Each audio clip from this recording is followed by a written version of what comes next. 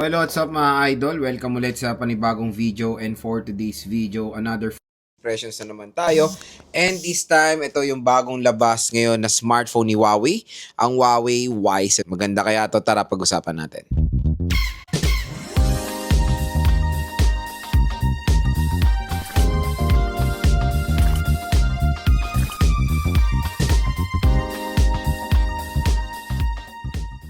So yan, for today's video mga idol is pag-uusapan nga natin ang Huawei Y74. So medyo matagal na tayong hindi nakakapag-review or first impressions ng mga Huawei smartphones kasi yun nga medyo nagpo-focus sa mga ibang brand. Pero this time bibigyan natin ulit ng chance.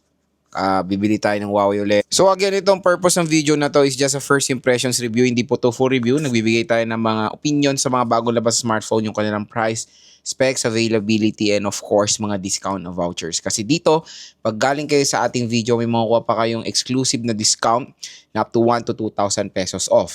Pero ang pinaka-main question, ano nga muna ba ang SRP netong si Vivo ay si Huawei Huawei Nova Y74. Ang SRP neto mga idol, when it comes sa kanyang variant, it is 16,000 pesos.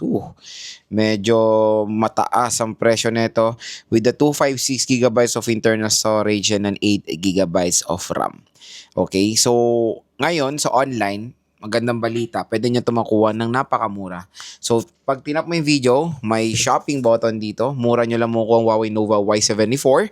Usually around 12,000 pesos pwede nyo siya makuha. So, ang maganda dito sa smartphone na to, sa online nga, is affordable nyo siya makuha. Pero quick reminder lang, syempre alam nyo naman, may issue ang Huawei when it comes sa Google, di ba? Wala silang Google. Pero marami namang ways to download sa Huawei smartphones like yung kanilang Huawei Store or Huawei App Gallery. Yan po yung pangatlong biggest app stores globally. Okay? Marami ng way to download yung mga Google applications, and syempre ilang years na dinevelop ni Huawei yan para makita yung needs ng mga consumers nila. So dito sa video natin, tatalakayin natin yung kanyang specifications, and bibigyan ko sa inyo yung sa loobing ko dito sa smartphone na to kung sulit ba for its price. So usapan muna tayo ng specifications itong si Huawei Nova Y74. Unang pag-usapan natin yung kanyang display. It is 6.67 inches and IPS LCD display with the resolution of HD Plus 720p, a 90Hz screen refresh rate, at mataas din naman ang kanyang nits of brightness sa 900 nits of brightness. Operating system, it is not Harmony OS. It is MUI 12 or version 12. Yung kanyang processor, hindi siya in-specific. Tinignan ko na sa mga karamihan ng sites, hindi ini-specify yung kanyang mismong processor, pero part siya ng Kirin 800 series family. Okay, so unspecified processor with Kirin 800 series. Pero yun nga, since syempre kailangan din natin siyang matry para kahit na hindi na specify gaano yung kanyang processor, matry natin or ma-experience natin firsthand ang Huawei Nova Y74. When it comes sa camera niya, ito ay equipped ng 50 megapixel main camera and an 8 megapixel front-facing camera. As you can see, when it comes sa design, netong si Huawei Nova Y74 is very identical sa mga, alam mo na yung very common na Transsion design. Ganun ko siya nare-resemblance dito sa smartphone na to. Sad to say, it is a 4G LTE. Wala kayong makikitang 5G na Huawei, even yung mga flagship nila. Kasi syempre, alam niyo naman ang issue ng 5G connectivity ni Huawei. Hindi sila makapag-adapt ng 5G connectivity dahil meron silang something issue. I don't know sa US ata yun or something. Pero hanggang 4G lang sila even for their flagship. Kaya expect nyo na 4G lang talaga ma-offer ng mga Huawei Nova smartphones. Pero yet again, 4G connectivity is still reliable dito sa Philippines. Napakabilis pa niyan. And more dominant pa yan sa mga provinces. So, kahit na wala kayong 5G, 4G is still reliable at mabilis pa po yung connectivity na yan. At sobrang tagal pa yan mawawala sa market. I think, ano naman yan eh. Kumbaga, pag may 6G, dyan na ngayon mauulat sa 4G hanggang wala pa at latest pa rin ng 5G, parang kambal yung 4G and 5G connectivity. When it comes to battery, meron tong 6,620 mAh na removable battery with 40 watt fast charging rate na in 1 hour lang or 1 hour-ish, kaya niya nang i-full charge itong device na to. So, napakabilis. And it is protected ng IP64 water and dust resistant. So, next mga idol is gusto ko ibigay sa inyo yung first impressions ko overall dito sa smartphone na to. Again, based sa kanyang specifications.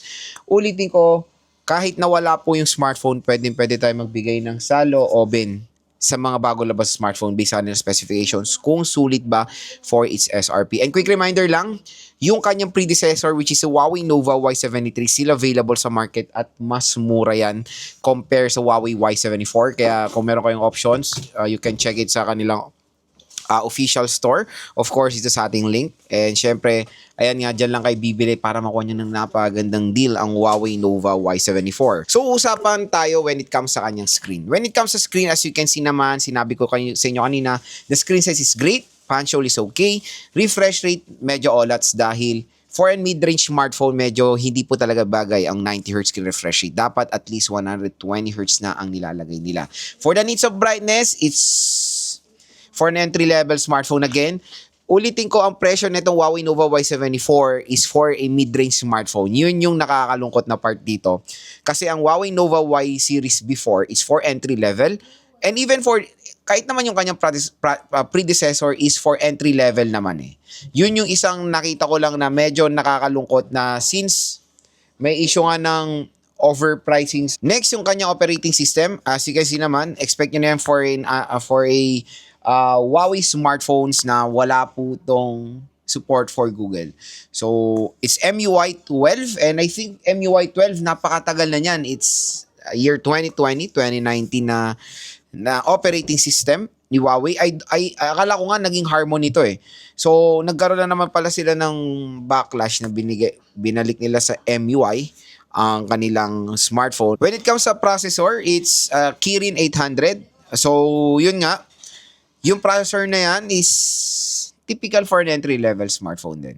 So, expect nyo when it comes sa performance, para siyang entry-level performance ng isang smartphone. So, yun nga. To be honest, it's medyo overpriced for a 16,000 pesos smartphone. Yung binigay kong presyo, yan yung kanyang SRP. Yan yung possible na pwede nyo siya mabili sa mall. Mataas. Ayan na nga, gumawa na ako ng way. Dito sa video natin, may link, dyan kayo bumili. Aba, mura nyo siya makukuha. Mas mura, it's 12,000 pesos. And real talk naman mga idol, even for its sale price, medyo hindi ganon ka-perfect fit ang kanyang specification. Kaya yun, ginagawa ko tong video na to para rin sa mga consumers natin na nagtatanong, Lods, okay ba to? Ito na yung bibilin ko, okay na yung pera ko, nakaipon na ako. At least dito, is binibigyan ko kayo ng sense na yung mga ibang specifications niya, dapat makuha natin sa mas murang halaga. Okay? So, yun lang. It comes sa kanyang camera. It is equipped ng 50 megapixel main camera and 8 megapixel front-facing camera. So, specs-wise, camera, medyo entry-level-ish din yung kanyang camera performance. So let's hope sa ating full review mag-iba yung ating opinion dahil syempre ibang-iba yung magiging opinion natin na nawakan na natin yung device compare based sa kanyang specification. Ayun nga, binibigyan ko kayo ng first impression kahit wala pa yung smartphone kasi very familiar naman tayo sa mga specifications niya para makita natin kung sulit ba for its price. Very reasonable lang kanyang RAM at ROM. It's 8GB of RAM and 256GB of internal storage. So, perfect combination for that kind of price tag at hindi naman kayo lugi, 'di ba? Sulit din naman siya for the RAM at ROM. At papaldo kayo dito sa battery. Yung battery nito, ewan ko ba kay Huawei, talamak si Huawei sa pagbigay ng sukli when it comes sa battery capacity or sabihin na nating may butal. It's 6,620 mAh non-removable battery. Diba? So, sana sanagad mo ng 7K para naman din maging sulit. Like the Realme P4 Lite or the Realme P4X, diba? Na mas matataas yung mga battery capacity. For an entry level, 7,000 mAh battery capacity. Pero yet again mga idol, 6.6, malaki yan. At yan ang isang magiging matutuwa ang mga consumers natin.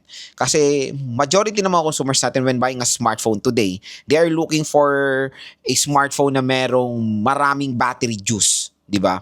So, dito sa smartphone na to, it can do the job. At ang maganda doon, perfect combination for the fast charging rate. It's 40 watt fast charging rate. So, in 1 hour-ish lang, kayang-kaya niya full charge itong Huawei Nova Y74. So, yun ang maganda dito. And I think that is the best selling point nitong smartphone na to. The battery performance and the fast charging rate. And for the water protection, medyo maliit. or medyo mababa for its price again, an entry levels, a mid-range smartphone. Dahil yung IP64 usually nakikita natin yan sa entry. And dito sa kanyang presyo na 16,000, makakabili na tayo ng smartphone na merong IP68, IP67, or IP69 water and dust resistant. Yun yung mga smartphone na legit na pwede natin masubmerge sa water. For this kind of protection, ay pwede natin yung matalsikan ng tubig. For example, hindi siya recommended masubmerge sa water, yung IP64 water dust resistant. So, yung ganito mga protection, for example, navigating, umulan, tumulo, ayan, yung mga ganyang protection is valid. Pero hindi ko siya marirecommend for water submersion. Kumbaga. So yun mga idol, ang ating first impression so far dito sa Huawei Nova Y74. As you can see, real talk talaga, medyo nakaka-disappoint ang kanyang specification for its price. Pero, asahan natin na baka pa bumaba pa yung presyo niyan like the Huawei Nova Y73. Diba? I think nasa 7,000-ish na lang yung smartphone na yan.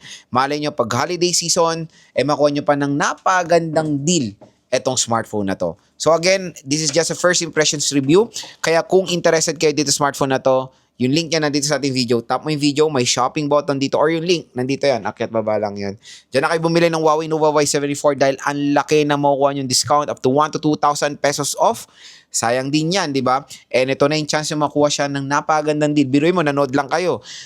Nakita nyo agad, ay mayroon palang voucher si J-Vlog na exclusive na makakuha tayo ng malaking discount, di ba? So kunin nyo na yan and hopefully nakatulong po ito sa inyo sa pag-decide nyo bilhin ito Huawei Nova Y74. Abangan nyo lang po ating full review, game test and unboxing natin dito sa smartphone na to.